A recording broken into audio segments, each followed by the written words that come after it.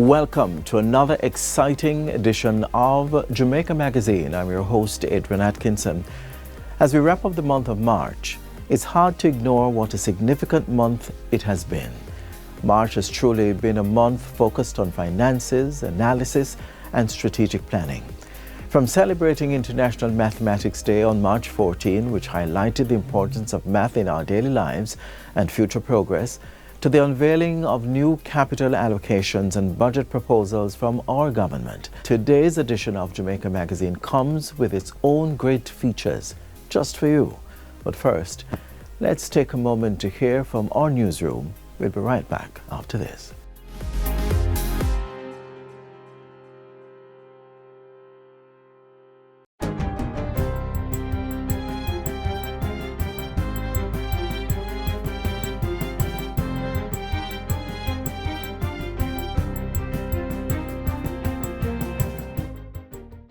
Good day, I'm Jabertha Atkinson, and this is your GIS News for Friday, March 28, 2025.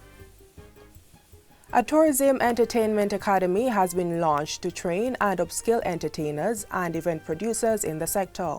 The $50 million entertainment training program will be hosted at the Montego Bay Convention Center and will be available to residents of St. James, Trelawney, and Hanover. This academy is a flagship initiative under our Blue Ocean Strategy for Tourism Growth, which seeks to create unique value through innovation. Yes, our sun, sand, and sea remains unmatched, but what truly distinguishes Destination Jamaica is our iconic people. The program is being implemented by the Tourism Enhancement Fund, TEF, in collaboration with the Ministry of Culture, Gender, Entertainment and Sport. It will have as its first cohorts 6 comedians, 9 musicians, and 11-piece reggae band and 8-member jazz ensemble. This academy will give our musicians, comedians, or dancers, or visual artists, and other entertainers the training and tools they need to sharpen their skills, to enhance their professionalism, and most importantly, turn their talent into sustainable careers. The program is to be refined and eventually scaled up across the island. 200 young people will receive preliminary creative and business training from the Heart NSTA Trust. This is part of a pilot cultural apprenticeship program, which is to be undertaken during the upcoming fiscal year. In making the announcement during his budget presentation, Prime Minister Dr. Andrew Holness said each Member of Parliament would be asked to nominate 2 young people for the program. This is the start of a burgeoning film industry in Jamaica. Madam Speaker, we can attract top-tier movie productions to Jamaica. We saw that with the Bob Marley movie produced by Paramount. And for that film, over 1,800 short-term jobs were created and US $20 million was spent in the country. Apprentices who are being trained on the job will receive a monthly stipend of $69,000 per month from the Heart NSTA Trust. Also revealed in the Prime Minister's recent budget presentation, the upgrading of several post offices outside of the corporate area into digital service centers is scheduled to be completed in the first quarter of the 2025-2026 fiscal year. These upgrades, which are part of a broader strategy to modernize Jamaica's postal services, are also in support of the work of the National Identification System, NIDS. They will serve as digital access hubs, providing free or low-cost internet connectivity, computers, and access to digital public services and essential online personal services such as bill payment. The locations currently being upgraded include Mandeville, Black River, Maypen, Santa Cruz, Ocho Rios, Montego Bay, Falmouth, St. Anne's Bay, Brownstown, and Swarling. Additional locations are slated for renovation and they are in the process of procurement. And so that will be Mona, Constant Spring, Halfway Tree, Lucy, Savlanamar.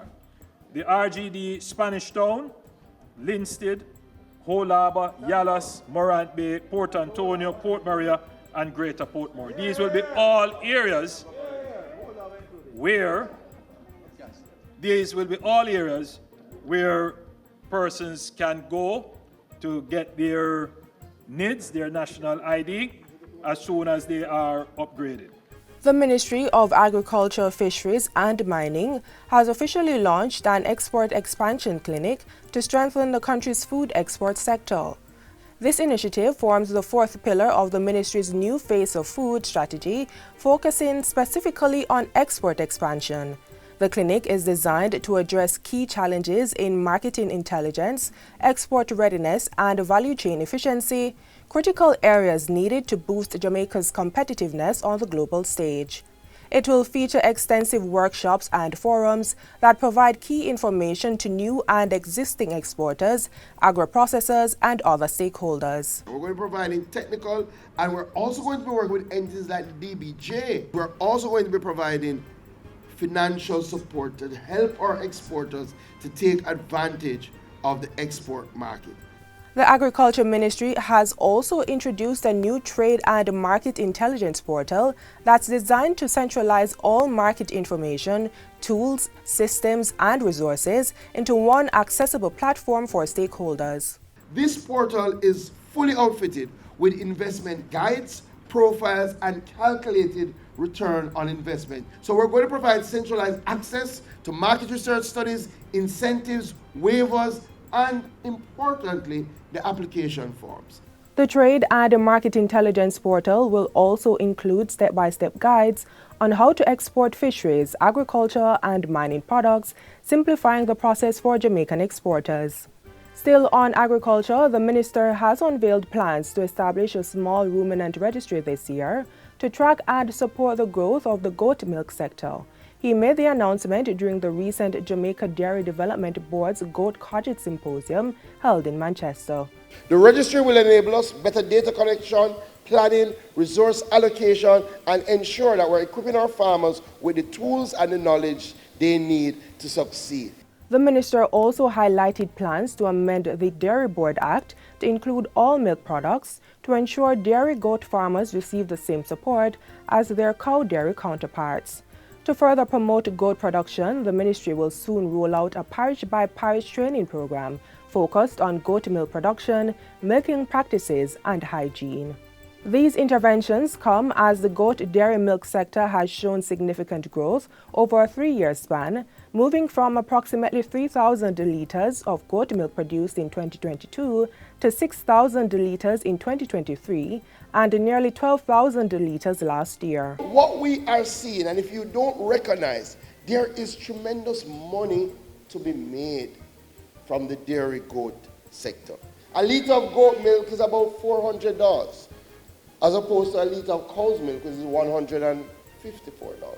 And finally, Prime Minister Dr. Andrew Holness says the escalating gang crisis in Haiti has reached a critical point, requiring a rapid increase in local police resources to effectively combat criminal groups. His remarks come amidst renewed protests and growing anxiety over the possibility of armed gangs seizing control of the capital, exacerbated by ongoing conflicts within Haiti's political transition government and its police leadership.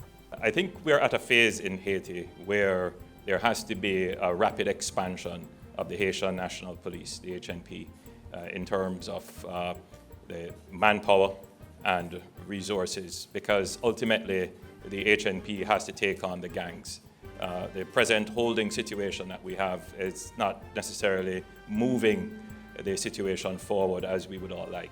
So there would have to be a significant expansion in resources in support of the HNP to enable them to take on the gangs. Dr. Holness was responding to questions from the media during a joint press briefing on Wednesday with the U.S. Secretary of State Marco Rubio. As part of his first official visit to the English-speaking Caribbean, Secretary Rubio is engaging CARICOM leaders to gather feedback on the crisis in Haiti. And that's it for JIS News Today. I'm Jabertha Atkinson. Thanks for watching.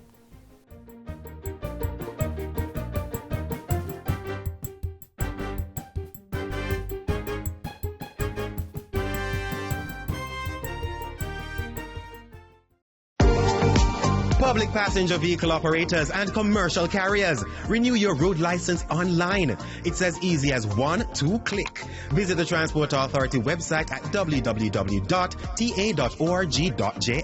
Choose your license type and click Apply Now. Sign in or create an account with your email address and complete the application process, uploading all relevant documents. Make payment using a debit or credit card. Once your application is approved, the Transport Authority will email you to collect your sticker. Pick up your sticker in office or utilize our courier service. Once the sticker is collected, your digital road license will be emailed to you. For more information, call the Transport Authority toll-free at 888-991-5687. Thank you for staying with us. Education plays a crucial role in the development of our country, and efforts are underway to address the challenges we face in this area. Our upcoming feature will shine a light on one of the most pressing issues within our education system and highlight the ongoing work being done to tackle it. Please take a look.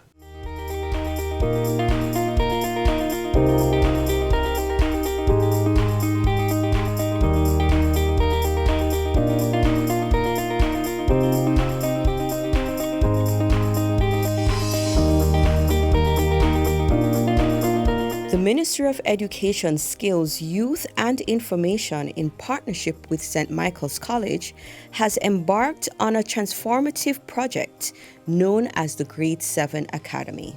It's been established to improve the outcomes of students who have matriculated to high school with very low levels of literacy and numeracy, starting with a small group. The aim of the project is to revitalize two underperforming institutions in Jamaica.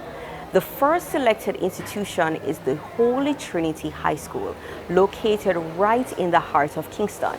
According to findings done by the institution, of the 203 students assigned to Holy Trinity in 2023, most were reading below grade 5 level, with 30% reading at the primary level and below. 45% were reading between grades 1 and 3. These diagnostic results have been characteristic of the grade 7 student intake at the school over time. And so there are different interventions that we have tried in the past, and it has helped to move the children in small ways. But this intervention, the Grade 7 Academy, whose aim it is, that aims rather, to ensure that 70 to 75% of the children are reading at the grade 7 level by the end of the grade 7 year. I think this is an awesome program. So, what exactly has been the impact and outcomes of this initiative? So we have three broad goals. One, to improve their levels of literacy, and we have set for ourselves this, I keep using the adjective, ambitious goal of having at least 75% of them reading at grade 6 by the time the year is over. Then the other goal is to have their numeracy levels also raised, at least to grade 4 and 5, or grade 5 and beyond. And very importantly for us, we're attempting a re-socialization of our children through a program of character formation. To address this, the grade 7 curriculum was revamped to place greater emphasis on language arts and mathematics, targeting the remediation needs of incoming students and character development. This approach aligns with the national standards curriculum. How this program is structured is that we have fewer subjects on the timetable precisely to make time for the numeracy and literacy focus. So it's an hour of language arts instruction uninterrupted every day with 40 minutes of practice on the computers. An hour of math instruction every single day with 40 minutes of practice. We have other subjects, because they're creative children. There's performing arts, and there's some woodwork or some agriculture, and then there's Christian living. Here we have Christian living. Yes, sir. But those blocks of time for literacy and numeracy are non-negotiable. Students are also introduced to software programs such as Clear Math and ELA Fast for Word, which help them improve their learning.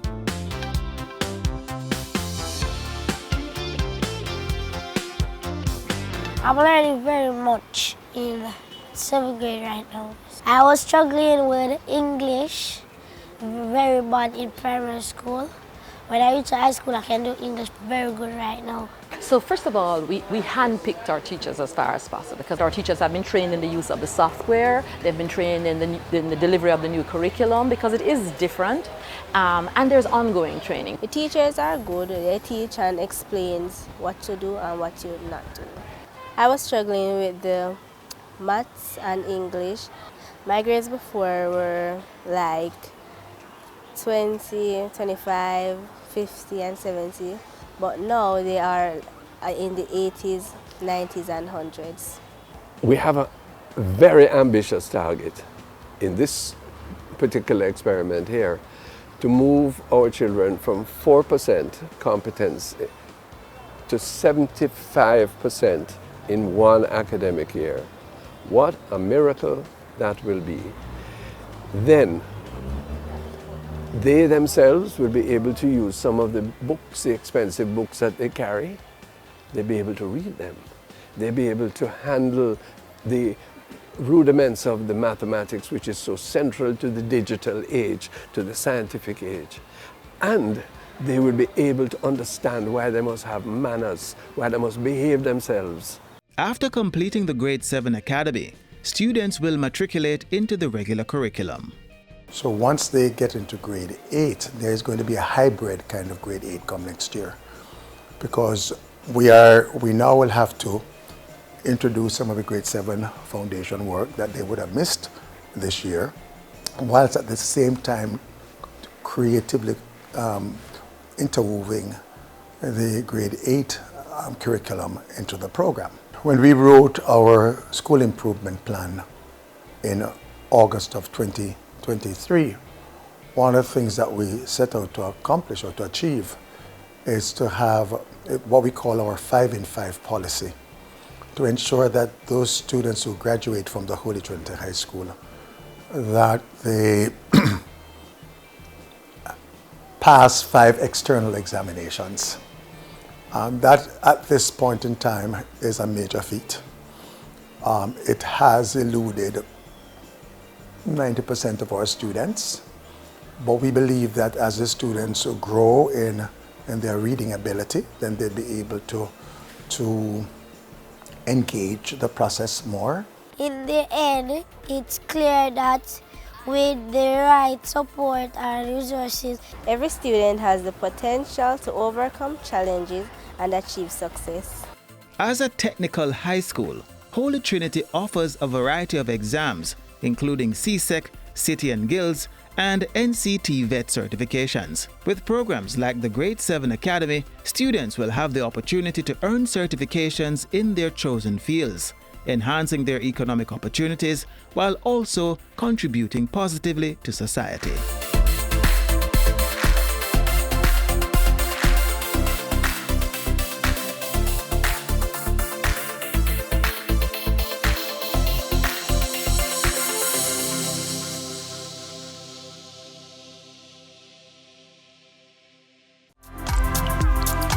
If we ignore road signs, the consequences can be deadly. The new Road Traffic Act is about saving lives and driving us all to arrive alive. Help to maintain law and order on our nation's thoroughfares. Be a good road user. Obey the road signs. Help us save lives on our roads.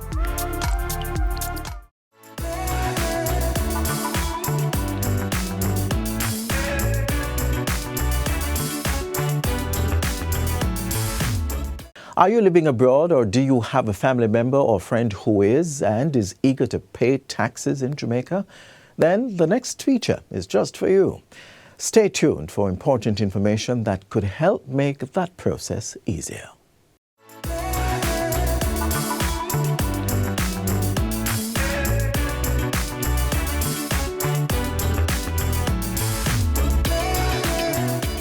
Sign with me.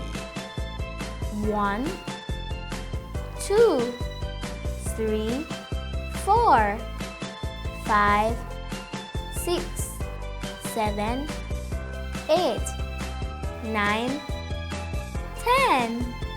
Sign with me. Are you living abroad, or do you have a family member or friend who is and is eager to pay taxes in Jamaica? then the next feature is just for you.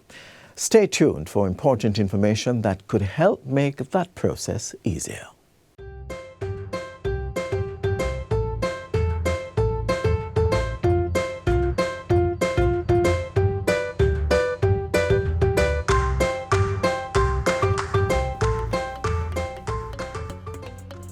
Filing taxes might seem complicated, especially if you're living abroad. But as a Jamaican citizen or resident, it's essential to stay compliant no matter where you are in the world. Let's dive into what you need to know about filing taxes in Jamaica while living overseas. First things first, who exactly needs to file taxes in Jamaica? Whether you're self-employed, have multiple sources of income, or even run a business, the tax filing requirements apply to you. If you have a business here, you rent a property, or you have assets for which you earn an income from, and among other things, you are required to file a return even if you're living overseas. Even if you're abroad, your tax responsibilities remain unchanged. So what exactly do you need to file your taxes in Jamaica? The documents required depend on your type of business or income. We need a bank statement. We need a profit and loss account, a financial statement, invoices, receipts, expenses. The list is not too much. It depends on the activity that you are in. So maybe you are a taxi operator or you operate a restaurant, then you need income and expenses. But whatever documents, proper records are important for tax filing. If you produce those and you're overseas, it would mean that you now have to upload them to our website as proof to what you just filed. If you work in another country for a few months, your income from that country must also be reported in Jamaica.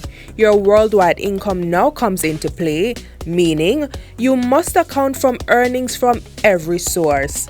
So you are a Jamaican tax resident if you are ordinarily resident here for 183 days. You are resident. Now, if you go abroad and you work 3 months and you work in another jurisdiction another 3 months, your income is not only originated in Jamaica here, but you have some from America, some from Canada, some from the Caribbean. Your worldwide income now comes into play, whereby you are required to account for all those income from the different sources. Jamaica's tax system operates on a self-assessed basis. This means you're responsible for reporting your income and ensuring that everything is accurate. You're allowed to have the discretion to tell the government and people of Jamaica through a tax return how much you earn for the year from any source locally as well as internationally.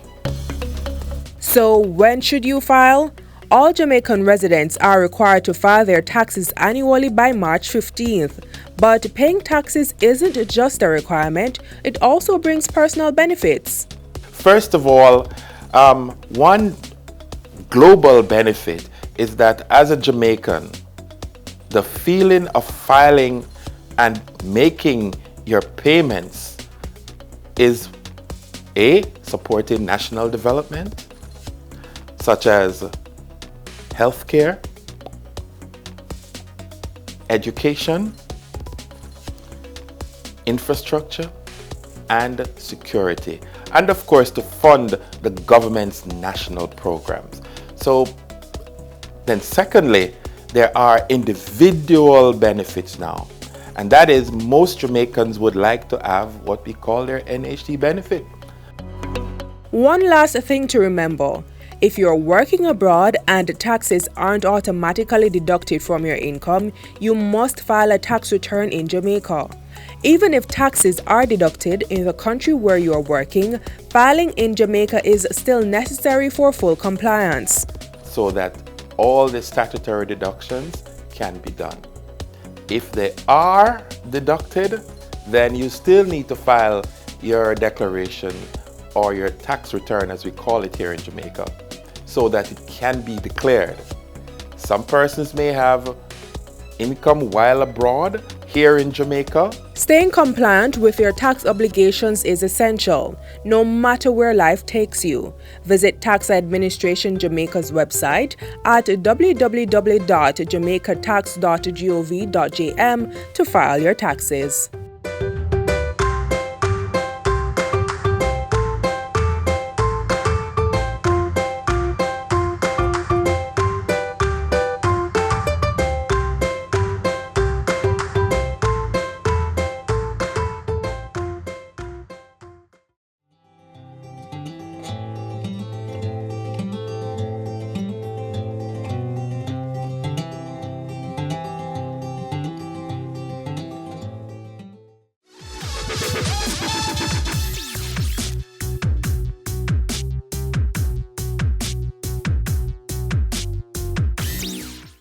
If you haven't noticed, the Inter-Secondary School Sports Association ISA Grace Kennedy Boys and Girls Championships, affectionately known as Champs, is in full swing this week, with tomorrow marking the final day of action. If you haven't gotten your tickets yet, now's the time to grab them. Remember, Champs is more than just a competition.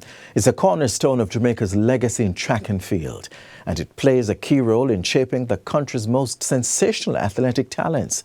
These athletes have gone on to shine on the world stage, proving that the phrase Jamaica, little but with Talawa, continues to ring true to this day. So, don't miss the chance to witness the future of athletics in Jamaica. You'll see new stars emerging and witness the continued development of young talent who will carry Jamaica's proud legacy forward on the global stage.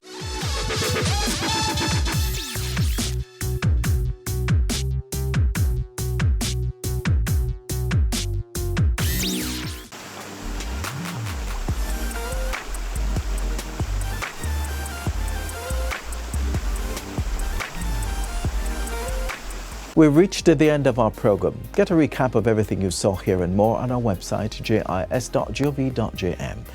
Until next time, I'm Adrian Atkinson. Bye for now. This has been a production of the Jamaica Information Service, the voice of Jamaica.